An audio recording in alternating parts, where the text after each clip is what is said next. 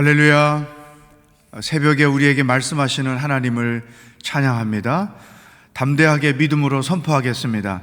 능력받는 새벽기도, 응답받는 새벽기도, 성령을 체험하는 새벽기도, 하나님의 음성을 듣는 새벽기도, 믿음대로 될지어다. 여러분이 지금 기도하기 위하여 앉아 계신 그곳에 성령의 놀라운 역사가 나타나기를 축복합니다. 하나님의 말씀은 언제나 분명하게 선포되었습니다. 이 예루살렘 땅에 남아있으면 살고 이집트로 내려가면 죽을 것이다. 남은 자들이 예레미야 선지자에게 하나님의 음성을 부탁했습니다. 하나님은 예레미야 선지자를 통해서 분명하게 말씀하셨습니다. 이 땅에 남아있으라, 믿음 안에 있으라, 하나님 품 안에 있으라. 그런데 요한을 비롯한 남은 자들이 어떤 선택을 했습니까? 오늘 본문 말씀 2절을 읽어보겠습니다. 시작. 호사야의 아들 아사랴와 가랴의 아들 요하난과 모든 교만한 사람들이 예레미야에게 말했다. 당신은 거짓말을 하고 있다. 우리 하나님 여호와께서 너희가 이집트에서 살기 위해 그곳으로 가지 말라고 말하라고 당신을 보내지 않았다. 하나님의 음성을 이들이 거부하고 있습니다. 여러분, 굉장히 우스운 장면이 여기 있는 것입니다. 왜냐하면 말씀대로 순종하겠습니다. 분명히 그렇게 42장에서 그들이 고백했죠. 4절 5절에 보면 우리가 어디로 갈지 모릅니다. 무엇을 해야 될지 모릅니다. 말씀해 주시면 말씀대로 순종하겠습니다. 그래서 예레미야는 하나님의 음성을 들은 대로 그들에게 증거한 것입니다. 근데 그들은 예레미야도 거부하고 예레미야를 통해서 주시는 하나님의 음성도 거부한 것이죠. 그렇다면 오늘 우리에게 주시는 첫 번째 말씀이 여기에 있습니다. 왜 하나님의 음성을 예레미야에게 그들은 요청했을까요? 예레미야에게 중보기도를 요청한 의미가 없다는 것이죠. 여기에 우리의 한계가 있음을 발견합니다. 2절 말씀에서 이런 표현을 했어요. 교만한 사람들이, 한번 줄을 쳐보세요. 교만한 사람들이 예레미야에게 말했다. 여기서 이 교만한 것은 무엇을 의미할까? 교만한 사람들의 대표적인 특징은 타인의 음성을 듣지 않는다는 거죠. 심지어 하나님의 음성도 듣지 않는다는 거죠. 그럼 왜 타인의 음성을 듣지 않고 하나님의 음성을 거부할까요? 자기가 더 우월하다고 생각하는 것입니다. 자기의 선택이나 자기의 결정이나 자기의 생각이나 자기의 판단이 타인들보다 더 우월하다고 생각하는 것이죠. 이것이 교만한 것입니다. 그렇기 때문에 어떤 충고도, 심지어는 하나님의 음성마저도 듣지 않는 것이죠. 특별히 배우자의 관계에서 한번 생각해 보십시오. 남편들, 저도 남편이지만 아내들의 말을 잘 듣지 않습니다. 그 이면에는 교만이 자리하고 있는 거예요. 내가 당신보다 더 세상 물정 잘 알고 더 지혜롭고 많이 배웠고 많이 아는데 당신이 뭐라고 나에게 그런 말을 할까? 믿음 생활할 때도 이런 교만은 많은 영적 성장에 방해가 된다는 사실을 알 필요가 있습니다. 이 교만한 것이 어떻게 또 나타났는가? 중보기도를 요청해 놓고 하나님이 말씀하신 것을 거부하는 그 이유. 4절 말씀 보십시다. 시작. 이렇게 가랴의 아들 요하난과 모든 군대 장관들과 모든 백성이 유다 땅에 머물러 있으라는 여호와의 목소리에 순종하지 않았습니다. 그러니까 이집트 행을 그들이 결정했다는 것이죠. 그리고 나서 자기들의 선택과 결정이 합당하다고 변명하기 위해서 6절 끝에 가면 예레미야와 바룩까지도 강제로 붙잡아서 그들을 이집트로 끌고 갔다는 것이죠. 여기에 아주 교만함이 숨겨져 있습니다. 7절 말씀 보십시다. 시작. 여호와께서 불순종해 이집트에 들어가 다바네스까지 이르렀다. 여호와께 불순종해 다바네스, 이 국경 도시인데 사전에 보면 아마 바로 왕의 왕궁이 있는 곳으로 학자들이 기록을 하고 있습니다. 풍요의 땅이라고 상징했던 그곳으로 이들이 갔지만 그것은 하나님께 불순종하는 행위였다. 자, 교만하기 때문에 하나님의 음성을 듣지 않았어요. 사람의 말도 듣지 않습니다. 나는 교만한 사람인가 아닌가 자기 자신을 한번 점검해 보십시오. 더 나아가서 이 교만한 사람의 특징 중에 하나는 답을 자기가 결정해 놓고 하나님 앞에 기도한다는 것이죠. 여러분, 기도는 백지를 하나님께 드리고 하나님께서 말씀하시는 대로 내가 순종하겠습니다, 내가 원하는 그것들이 있지만 주의 뜻대로 이루어지기를 원합니다 하는 것이 가장 성숙한 기도인 거죠. 그래서 예수님도 십자가를 앞에 두고 내가 원하는 것은 이 고난의 잔을 마시지 않는 거지만 아버지의 뜻이면 내가 감당하겠습니다, 이런 가장 성숙한 기도의 모습을 우리들에게 모범으로 보여주셨죠. 기도의 첫 단계에서는 내가 원하는 것을 달라고 간구하는 것이지만 기도 생활이 더 성숙해지면 결국은 내가 원하는 것이 있지만 그러나 아버지의 뜻대로 이루어지기를 원합니다, 이렇게 기도하는 것입니다. 저도 평생 기도 생활을 하고 평생 믿음 생활을 하지만 내가 원하는 대로 응답한 것보다는 하나님이 원하신 대로 응답하는 것들이 훨씬 많다고 고백할 수 있습니다. 여러분, 기도는 내가 원하는 것 답을 정해놓고 그 답대로 이루어달라고 간구하는 것이 아니라 내가 이런 소망이 있어서 간구하지만 하나님이 원하시는 대로 이루어지기를 원합니다 하는 것이 바른 길이라는 것이죠. 이 요한안과 남은 자들의 잘못됨이 여기에 있는 것입니다. 마치 일종의 결과를 정해놓고 수사를 하거나 재판을 하는 것과 똑같은 모양새가 되는 것이죠. 내가 원하는 대로 이루어지도록 하나님을 끌고 가려고 하는 어리석은 행위가 이들에게서 발견된다는 것입니다. 저는 다윗의 영성을 굉장히 좋아합니다. 그의 영성 중에 가장 뛰어난 것은 자기가 선택해놓고 결정해놓고 하나님께서 그렇게 이루어지기를 기도하는 자가 아니었다는 것이죠.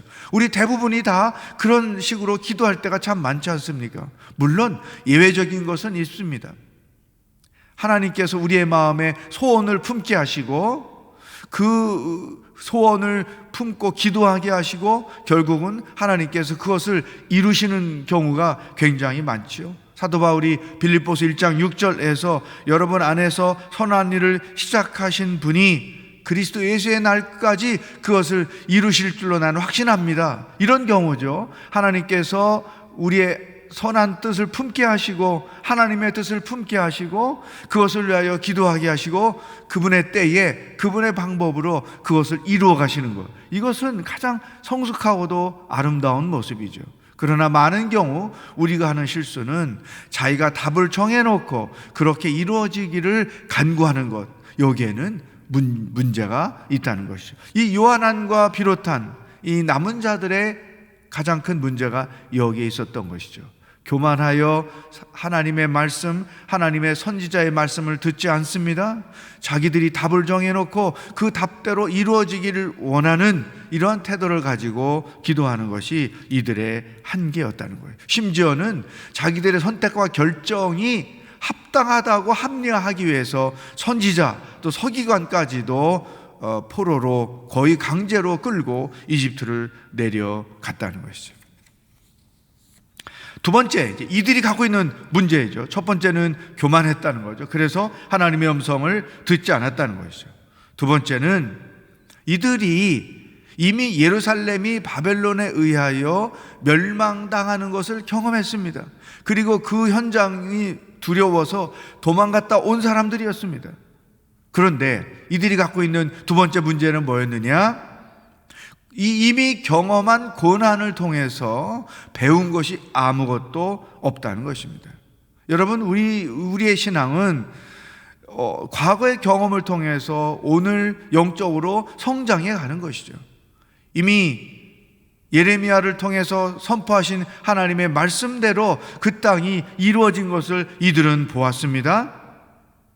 그런데 그 경험이 영적 성장에 아무런 영향을 주지 못했다는 것이죠. 경험을 통해서 우리는 많은 인생의 지혜도 배우고 또 삶의 지혜도 배우고 또 우리의 영성도 깊어지게 되는 것입니다. 그런데 이들은 이미 그와 같은 경험을 했음에도 불구하고 영적 성장에 아무런 도움을 얻지 못했다는 것입니다. 여러분, 우리가 경험했던 과거의 고난들을 통해서 여러분은 무엇을 배웠습니까? 고난 때문에 하나님의 섭리를 더 이해하게 됐죠. 하나님의 세계를 더 폭넓게 이해하게 됐죠. 고난을 통해서 하나님을 더 신뢰하게 됐습니다. 고난을 통해서 믿음이 더 깊어졌습니다. 고난 때문에, 과거에 경험했던 고난들 때문에 오늘의 삶에 흔들리지 않습니다. 어떤 시험을 만나도 넘어지지 않습니다. 왜? 이미 다 고난을 통해서 내가 단련이 됐기 때문이죠. 우리의 믿음의 근육이 강건해졌기 때문이죠. 비슷한 경험을 당하면 또 이 일을 통해서 하나님이 무슨 일을 하실까? 또 하나님이 나를 어떻게 견고하게 하실까? 이런 고난을 통한 기대를 가지고 고난을 감당하는 것이 정상적으로 영적으로 성장하는 자들의 특징인 것이죠. 그런데 이들은 그 고난이 아무런 효험이 없었던 것입니다. 오히려 그 고난이 그들의 심령을 더 강팍하게 했던 것이죠. 우리가 고난을 통해서 영적으로 성장을 경험하지 못하면 오히려 영적으로 퇴보하게 된다는 사실을 우리는 기억해야 됩니다. 그래서 인생에서 겪는 모든 고난은 내가 영적으로 성장하고 인간적으로 성장하고 인격적으로 성숙해지는 기회로 삼아야지, 오히려 내가 더 강팍한 사람으로 되는 기회를 삼아서는 절대로 안 된다. 고난이 우리의 삶을 더 유익하게 한다는 사실을 우리는 분명히 경험할 수 있다는 것이죠. 세 번째 문제야. 이들이 갖고 있는 문제점, 첫 번째, 교만했다는 거죠. 그래서 하나님의 음성을 듣지 않았다. 두 번째는 고난을 통해서 영적인 유익을 얻은 것이 없었다. 세 번째는 11절 보세요. 시작. 느부갓네살이 와서 이집트 땅을 공격해 죽을 사람은 죽이고 사로잡을 사람은 사로잡고 칼에 맞을 사람은 칼에 맞게 할 것이다. 여러분, 굉장히 우스운 선택과 결과가 여기에 나타나는 것을 알 수 있어요. 자, 이들이 이제 살기 위해서 이집트를 선택했습니다. 하나님의 음성을 거부하고 자기들이 판단하기에 좋은 길을 선택했습니다. 그런데 그 길은 더 큰 멸망이 기다리고 있고 더 큰 저주가 기다리고 있는 땅이었다는 것이죠. 이집트에 예레미야가 끌려가서 머물 때 하나님께서 예레미야에게 말씀하시죠. 큰 돌 몇 개를 가져다가 진흙에 묻어라. 바벨론이 와서 이 큰 돌 위에 터를 세울 것이다. 그런 의미죠. 이것은 뭐냐면 이집트도 바벨론과의 싸움에서 져서 결국 예루살렘이 멸망한 것처럼 이집트도 그렇게 될 것이다. 그런 말씀을 주셨던 것이죠. 이들의 세 번째 문제, 살기 위해서 선택한 것이 멸망을 선택했다는 것이죠. 여러분, 우리가 아무리 머리를 쓰고 자기 경험과 지식을 가지고 선택하고 결정한다 해도 결국은 멸망을 선택하는 거예요. 어리석음을 선택하는 일들이 너무나 많다는 거예요. 지금까지 인생을 살아오면서 내가 최선이라고 생각하고 선택했는데 그것이 최악으로 바뀐 일들이 얼마나 많습니까? 우리는 결국 지식의 한계, 능력의 한계, 판단의 한계에 머물러 있는 자들이라는 거죠. 왜 우리가 더욱더 하나님의 말씀을 선택해야 되는가? 하나님이 말씀하신 것을 순종해야 되는가? 내 것을 내려놓고 내 생각이나 계획을 내려놓고 하나님이 제시하시는 것을 선택해야 되는가? 우리의 선택의 결과가 이렇게 되기 때문이죠. 어리석음을 선택하고 바보스러운 결정을 할 때가 너무나 많기 때문에 비록 내 경험과 내 기대와 내 소원과 다른 제시를 하나님께서 말씀을 통해 하신다 할지라도 그것을 믿음으로 받아들이고 그 길을 가는 거예요. 그게 사는 길인 것이죠. 내가 사는 길로 여겼지만 결국은 죽음의 길을 선택하는 것이 있고, 이게 죽음의 길 같은데 억지로 선택했지만 결국은 그게 사는 길이, 여러분 둘 중에 어떤 경험이 인생 여정 가운데 훨씬 더 많습니까? 멸망으로 가는 길은 문이 넓어요. 그래도 찾는 사람이 많아요. 그러나 생명으로 가는 길은 그 길이 좁아요. 그래서 찾는 자가 적어요. 마태복음 7장 13절 14절에서 예수님이 비유로 말씀하신 것이 있죠. 말씀대로 선택하고 말씀대로 포기하고 말씀대로 결정하는 것, 이것은 좁은 길을 가는 것과 똑같습니다. 그러나 선택 이후에 보면 생명의 길을, 축복의 길을, 은혜의 길을 선택했다는 사실을 분명하게 알 수 있다는 것이죠. 사랑하는 여러분, 오늘 주신 말씀을 통해서 세 가지 이들이 갖고 있는 문제가 무엇인지를 보았어요. 그리고 그것을 통해서 우리들 자신과 앞으로의 삶을 돌아보는 시간이 됐으면 좋겠습니다. 교만하여 하나님의 음성을 듣지 않고 사람의 음성을, 예레미야 선지자의 말을 듣지 않는 거죠. 얼마나 어리석은 결정입니까? 고난을 통해서 배운 것이 아무것도 없어요. 오히려 심령이 강팍해지기만 했어요. 나는 최선이라고 선택했는데 결국은 최악을 선택하는 이런 일들이 우리의 삶에는 없어야 한다. 앞으로 여러분의 삶의 여정에는 말씀을 주시는 대로 내 뜻을 내려놓고 순종함으로 하나님의 뜻을 이루고 살아가는 여러분들의 인생 여정이 되기를 축복합니다. 오늘 주신 말씀을 가지고 함께 기도하며 하나님께로 나아가길 원합니다. 하나님, 답을 정해놓고 기도하는 자가 아니라 주의 뜻대로 이루어지기를 기도하는 자가 되게 하여 주시옵소서. 지난 과거를 통해 많은 경험을 했습니다. 그것들이 나에게 어떤 영향을 주었는지, 앞으로도 어떤 고난을 당하든 그런 상황들을 통해서 내 인격과 내 신앙과 내 삶이 성숙해지는 기회로 삼는 지혜자가 되게 하여 주옵소서. 내 생각에는 최선의 선택이라고 여겼지만 최악의 선택이 될 때가 너무나 많았습니다. 하나님, 이제는 최악을 선택하지 않고 하나님의 뜻을 선택함으로 그 모든 선택과 결정이 최선의 결정이 되게 하여 주시옵소서. 이 나라의 민족 가운데 예배가 회복되고 하나님의 영광이 회복되는 날이 속히 오도록 성령 하나님 역사하여 주시옵소서. 다 같이 합심해서 기도하겠습니다. 하나님 아버지, 오늘 하루도 어떻게 살아야 하는지 우리들에게 말씀하시니 감사합니다. 요한안과 남은 자들의 선택과 결정을 통하여 어리석음이 무엇인지 우리에게 보게 하여 주시니 감사합니다. 교만하여 하나님의 음성을 듣지 않고 선지자의 말을 듣지 않는 그들의 모습을 보고 나의 교만을 봅니다. 아버지 하나님, 답을 결정해 놓고 기도하는 어리석은 자들이 되지 말게 하시고 백지를 하나님께 드리고 주께서 말씀하시는 대로 순종하며 살겠습니다. 오 주님, 이와 같이 성숙한 신앙인의 삶에 서서 나아가는 자가 되게 하여 주시옵소서. 아버지 하나님, 우리가 하나님의 뜻을 구하고 하나님의 뜻대로 이루어지기를 소망하며 기도 생활을 하는 하나님의 백성들이 되도록 인도하여 주시옵소서. 아버지 하나님, 고난을 통하여 내가 어떤 영적 성장을 이루었는지 돌아보기를 원합니다. 주여 은혜를 베풀어 주옵소서. 고난을 통하여 믿음이 견고해지고 신앙이 깊어지고 하나님의 뜻을 더 잘 이해하고 그래서 더 나은 성숙한 신앙인으로 성장해가는 지혜로운 자가 되도록 인도하시며, 아무리 내 뜻과 내 기대와 내 소망과 다른 제안을 한다 할지라도 믿음을 받아들이며 그것대로 순종하여 살아가는, 그래서 하나님이 주신 그 놀라운 뜻들을 이루어가며 인생을 살아가는 하나님의 백성들이 되도록 역사하여 주시옵소서. 하나님 아버지, 오늘 하루도 무엇을 생각하며 어떻게 살아야 하는지 말씀해 주시니 감사합니다. 요한안과 남은 자들의 문제점을 보면서 그동안의 나의 신앙과 삶의 문제가 무엇인지를 알게 하시니 감사합니다. 교만하여 하나님의 음성을 듣지 않으려고 했던 것, 교만하여 선지자의 말을 듣지 않으렸던 그것이 바로 나의 오늘의 모습입니다. 답을 정해놓고 그 답을 이루어지기를 간구하는 어리석은 기도가 나의 모습이었습니다.